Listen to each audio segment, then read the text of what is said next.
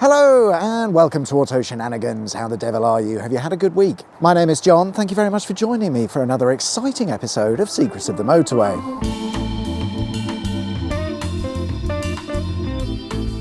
This week I'm in Manchester, home of the cotton industry in Coronation Street, but I've come to look at the 36-mile long M60 motorway. It's an orbital motorway that runs around Manchester, and the story of its beginnings is one of bodge jobs and last-minute decisions. Interesting fact before we get started, the M60 is the only full circular motorway in the country. It never ends. The year was 1998, and for one reason or another, somebody working at the local council decided that all of the motorways in the area needed changing. At the time, the main motorways around Manchester was the M62, the M63 and the M66, but this was no good. What Manchester needed was an orbital motorway, preferably without spending any money. So they hatched a plan to steal other bits of motorway in order to create their orbital motorway dream, and they did this by taking bits of the M62 and the M66, and in the case of the M63, that was removed completely. By the year 2000, the bodge job was complete and the M60 was born. So we'll kick things off with junction 1 out of 27, and I've come to look at the Stockport Pyramid, which sits right by the junction. Originally it was an office building for Co-op Bank, but it wasn't exactly by their own choice. Construction of the building began in 1987, but after a few years the developer and construction company went into administration. The Co-op Bank had financed the whole project and repossessed the building, taking it into their ownership. The building sat for a couple of years whilst they decided what to do, but in 1995 they decided to move in and occupy the building themselves. They moved out in 2018 and the building's now owned by a Saudi Arabian investment company. Junction 1 is also known as the Pyramid Roundabout. Now we know why. And I've got to say, the likeness between this and the Pyramids of Giza, if I didn't know I was in Manchester, I'd think I was in Egypt. At the Kingsway interchange, we find the M56 and the A34 connecting up with the M60. It's an odd junction and somehow manages to consume junctions 3 and 4 of the M60. There's also junction 1 of the M56 in there somewhere. Our next junction along is junction 5, a large interchange where the M60 and the A5103 meet. It seems to be a bit over-engineered considering it's not a motorway-to-motorway interchange, but what do I know? Running through the junction are a couple of bus lanes, and for some reason it's been considered a good idea to put bus stops right on the entry and exit of the motorway slip roads. Underneath a west or northbound slip road, I don't know. Underneath one of the slip roads hides a pedestrian walkway tunnel that's never been used. It was built to allow pedestrians access to a bus stop that was never installed. Instead, they ended up putting the bus stop a short distance from here, I think. I'm not 100% sure. But in any case, the pedestrian tunnel under the slip road still remains closed and probably will forever. Just after junction 6, and the motorway passes under the Sailwater Suspension Bridge. It's a pedestrian walkway bridge that was installed between 2003 and 2006 during motorway widening works that were going on between junctions 6 and 8. It's a very nice structure, and there are a few of these dotted around the M60 following widening works, and in this case the bridge takes you directly to the Sailwater Park itself. I wrote this bit before I did the research, but I'm willing to bet a large amount of money is that this lake came about as the result of an old coal mine or an old quarry or some sort of up north industry. Well, I was nearly right. The Sailwater Park was created following the flooding of an old gravel pit. The gravel pit came about in the 60s and supplied a large amount of gravel to build the M60. Although back then this section of motorway was known as the M63, you'll recall that the M60 wasn't a thing until the 90s. Anyway, suspension bridge, lake, old gravel pit, boom, moving on. Hello, it's Alan Rickman, the Swan. Junction 7 is where the M60 story starts to get a bit complicated.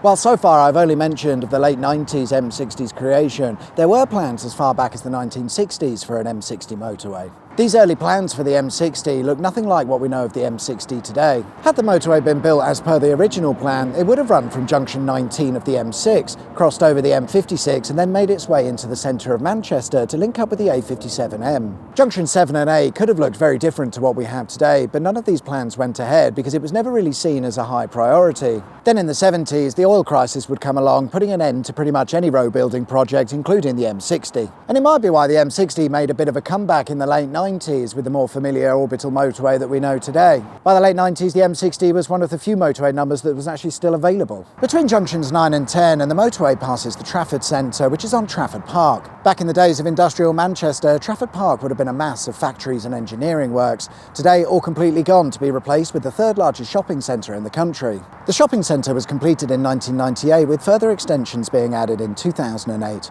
The buildings are very unique, with a variety of influences contributing towards its final design. And during the planning phase, this final design was actually highly criticised because it didn't follow the usual format of the dull and drab box-type structures that shopping centres had become well known for. This was intentional. John Whittaker, the man with the plan, wanted to create a building that had a timeless design. Most new buildings at the time were unimaginative boxes and dated very quickly, and this was something Whittaker was keen to avoid. Design influences ranged from Art Deco to Baroque, and inside, Egyptian designs with vast amounts of gold and marble were used in creating this shopping marvel. There are 4 glass domes on the shopping centre, but the main one that you can see behind me is said to be larger than that of St Paul's Cathedral in London. Just after junction 10 is where the motorway crosses over the Manchester Shipping Canal on the Barton High Level Bridge. The bridge opened in 1960 when this section of the M60 was known as the M63. But as the years went on and traffic increased, its dual 2-lane design was becoming a bit of a bottleneck, so in the late 80s they widened the bridge by adding an extra lane on each side. To do this, they simply bolted on a couple of extra lanes, but looking underneath the bridge tells a story of something a little bit more complicated. The additional lanes couldn't be supported by the existing bridge structure, so they added extra columns to take the weight of these new lanes. So looking underneath then, and in the middle are the bridge's original supports, and tagged on either side are the new column additions. Junction 13 is the junction for Worsley, and whilst it's got quite an odd design, it wasn't always like this. Long before the M60 as we know it came about, in the 1960s, this junction used to mark the end of the M62 motorway. At the time, the M62 followed this route terminating here at Worsley, until that is the 1970s when the M62 was extended and the junction redesigned to allow for that. This redesign is what's led to the odd layout that we see today, but of course it's the M60 that runs through here now, not the M62. Just off junction 13, hiding amongst the trees, is the Worsley Hall bunker. It's a bona fide, genuine relic of the Cold War era, having been constructed in 1951 by the War Office. At the time, it was thought that any nuclear attack on the UK would be delivered via aircraft, and so a network of anti-aircraft artillery was strategically placed around the country. The bunker here at Worsley is one of several anti-aircraft operation rooms that would oversee and control the anti-aircraft artillery sites. After only 5 years of operation, it was realised that the enemy would now most likely deliver a nuclear attack via an intercontinental ballistic missile. This rendered all of the control room bunkers and the anti-aircraft sites completely useless. The Worsley bunker has since been used as a Royal Navy store, it's been used by the fire services, and it's also been turned into a shooting range. It made the local headlines in 2009 after the building was used to hold several illegal raves. And these days it's become a popular destination for inquisitive explorers and knobhead YouTubers. Junctions 14 and 15 of the M60 are consumed by the massive Worsley braided interchange. I actually covered this in a previous video, so instead we're going to look at an old railway. Just after junction 16, and the motorway cuts through the site of the former Molyneux Brow railway station. Molyneux Brow station. It opened in 1853 as part of the Manchester, Bury and Rossendale Railway and took its name from some nearby cottages, possibly these ones, I'm not sure. The railway station would close in 1931, but the line itself would still see use up until around 1966. Not long after, the motorway would come along, removing any trace of the former railway station, and at the same time, what remained of the line was removed to allow for the motorway's construction. These days, you wouldn't even notice that there's a railway here, if it wasn't for the 13-arch Clifton Viaduct, that is. The Grade 2 listed stone structure once carried the busy railway across the River Irwell, but then the motorway came along and put an end to all of that. But that's progress, I suppose. Another relic of the past can be found here as well, the Clifton Aqueduct.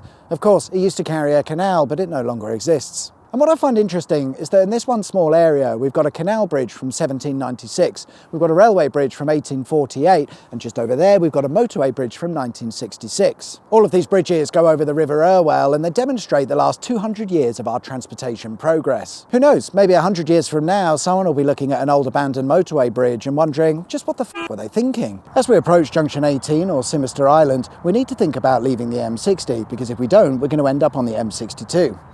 It's a pretty stupid arrangement where in order to remain on the M60, you've got to leave the M60, do a right turn round a roundabout and rejoin the M60. You may recall earlier we discussed how the change of motorway numbers led to the creation of the M60. Had that not happened, then at Sinister Island, the M66 and the M62 would have crossed over one another. But it did happen, and the M60 stole a section of motorway from the M62. But in order for it to have worked as an orbital motorway, it needed to do a right turn here at junction 18. In doing so, the M60 then stole a bit of motorway off the M66.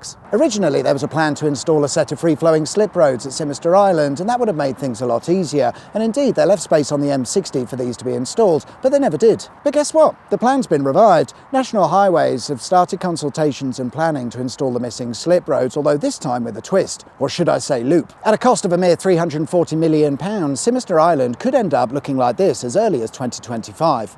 We'll check back on that. Right next to Sinister Island is Heaton Park. It covers an area of around 600 acres, and this place seems to have everything. It's got grade 1 and 2 listed buildings, monuments, woodlands, reservoirs, tramways, shitloads of stuff. But the main highlight that you'll spot from the motorway is the 238-foot high Heaton Park transmitter tower. This one. It's here. It's here. It's this one. Can you see it? I say 238 feet high. It was, but the tower seems to have recently lost its top section of antennas, so I'm not really sure how tall it is now. Less than 238 feet. The tower has mainly been used to transmit radio and TV signals, but the more observant amongst you might notice that this tower is made out of really chunky reinforced concrete, which is perhaps a little bit overkill for a few radio signals, but this tower was built to withstand a nuclear attack. In the event of a nuclear war, maintaining communications was vital, and Heaton Park Tower forms part of a network of towers that span the country, all built with the intention of allowing us to still communicate should the shit hit the fan. Fortunately, as far as I know, it's never needed to be used in such a way. That's good. And there we are then, guys. That's all we've got time for this week. Thanks very much for watching. I hope you liked the video. If you did, there is of course a button specifically for that. Join me next week for part 2 of our M60 journey, and if you haven't subscribed already, please consider doing so. It would be terrible for you to miss out. Enjoy the rest of your week, whatever it is you guys get up to. My name's John, you've been watching Auto Shenanigans, and I'll see you next time for another exciting episode of Secrets of the Motorway. Until then, take care. Bye-bye.